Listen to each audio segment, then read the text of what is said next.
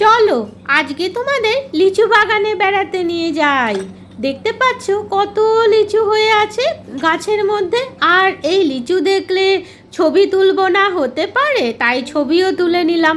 জানো তো, যখন ফল নতুন মার্কেটে আসে তখন তোমাকে ভগবানকে একটু দিয়েই তারপরে নিজেদের খেতে হয়, তাই আমি সেটাই করলাম। এরপরে দুধের ক্ষীর বানালাম। তারপরে আমি একটা বেকিং ট্রেতে সব ক্ষীরগুলো ঠান্ডা করে দিলাম। আর এর ওপরে আমি কিছুটা রোজ ওয়াটার দিলাম, কারণ আমি ক্ষীরের মধ্যে এই রোজের অ্যারোমাটা আমি পেতে চাই। এরপরে কিছুটা পনির আর মিল্ক পাউডার নিয়ে ভালো করে ম্যাশ করে ছোট ছোট বল বানিয়ে ফেললাম।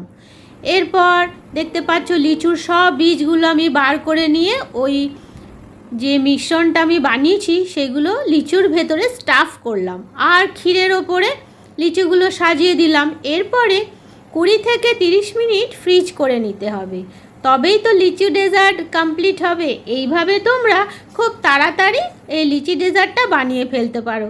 সামনে জামাই ষষ্ঠী, তাই না? আজকের মতো টাটা।